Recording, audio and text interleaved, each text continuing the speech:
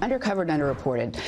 That would be, to me, Joe Biden's obvious cognitive decline that became undeniable in the televised debate. We should have much more forcefully questioned whether he was fit for office for another 4 years, which could have led to a primary for the Democrats. It could have changed the scope of the entire election. Conservatives pretty angry about those comments from a veteran CBS correspondent. Many critics say they ring hollow. One posting, true self-reflection would demand the question, why was that? The answer is because most legacy media are Democrat propagandists.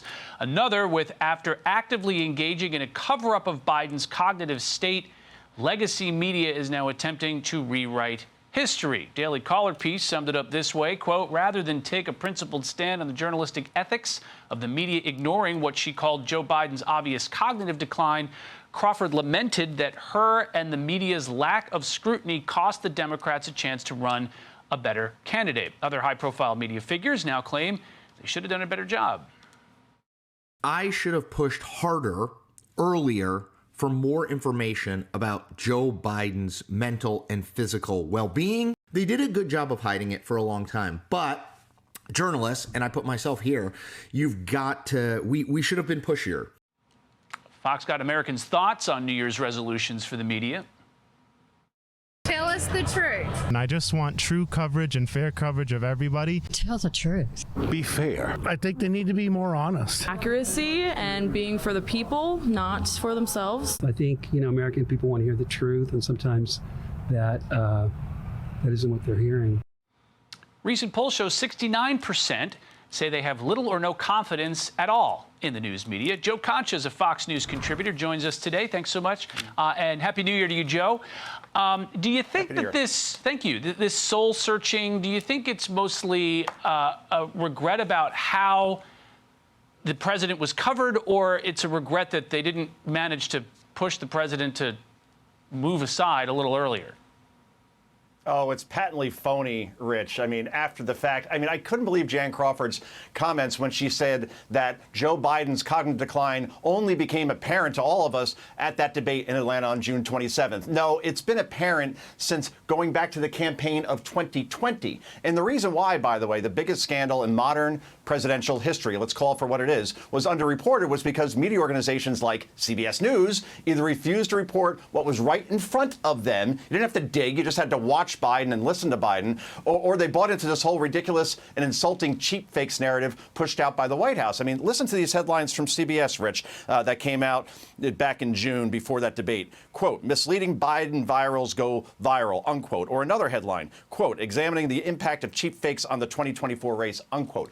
That is called gaslighting, and it was intentional, all in an effort to defeat Trump at all costs. And don't believe for 1 second, by the way, that journalists were duped into believing that Biden was fine when their eyes, ears, and basic sanity told them otherwise. We all saw Biden shaking hands with the air after speeches. We all saw Biden, 50-year political veteran, suddenly not knowing how to exit a stage, or wandering off during photo shoots, or claiming he had conversations with foreign leaders who have been dead literally for years. So anyone objective has known that the current president's brain had basically turned to applesauce starting a few years ago, and no partisan outlet, Rich, try as they tried, could convince us otherwise. Do you think also that there's a sense, and it's been a long-running thing, as politicians are beginning to age here, that there's been just a sensitivity around talking about politicians as they get into their 80s and are still running for re-election?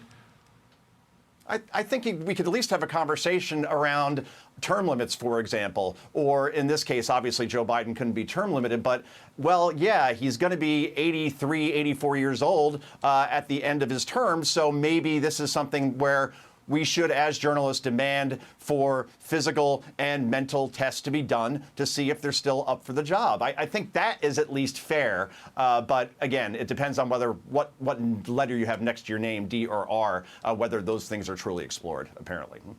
So moving on to some comments here from former CNN anchor Don Lemon. He tore into Trump supporters after a Republican debate over a migrant visa program for skilled workers. Oh my gosh, I love this. Now you're finding out, you dumb idiots. Now you're just figuring this out. You're so stupid and you deserve it. You deserve it because you're so dumb. Jim, it's hypocrisy. You have been co-opted because you're in a cult And you don't even realize it because you have stupid MAGA brain and you don't get it. How stupid and dumb are you? It's also not the first time we've heard similar rhetoric. You could put half of Trump supporters into what I call the basket of deplorables. Right? The racist, sexist, homophobic, xenophobic, Islamophobic, you name it. The only garbage I see floating out there is his supporters. So 77 million Americans voted for Trump this time around. He beat VP Harris in the popular vote by about 200,000 ballots. First Republican presidential candidate to win since George W. Bush in 2004. Joe, this is also just bad politics, no? Well, yeah, that's the thing, Rich. I mean, Democrats used to be the party of the working man and woman, right? And now they sound like elites when they're talking down to people like this. You want to go after Donald Trump or any Republican, fine, that's fair game. But when you start going after their supporters, all nearly 78 million of them, that may turn some people off. And you would think people would have learned from what happened with Hillary Clinton. That was one of the biggest moments of that 2016 campaign when she went after Trump supporters like that. It was a rallying cry, quite frankly, and the biggest unforced error we've seen. And then obviously we saw the comments from Joe Biden referring to Trump supporters as garbage. That was a big deal as well. And Trump exploited it nicely by actually driving a garbage truck. But then Don Lemon to go down this road as well from his multi-million-dollar mansion somewhere on Long Island, talking about how stupid Trump supporters are. I mean, that's what desperation sounds like, the kind of desperation from a guy who's begging for anyone to pay attention to him. And by the way, he let the veil down because we were told by Don Lemon himself that he was just a serious journalist, just asking serious questions without fear or favor to party. I'll leave it here.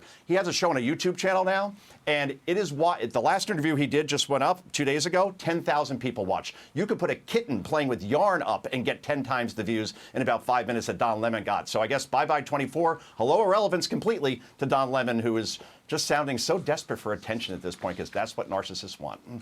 Joe Concha, thanks for joining us. And thank you for watching the Faulkner Focus. I'm Rich Edson, in for Harris. Outnumbered is after the break.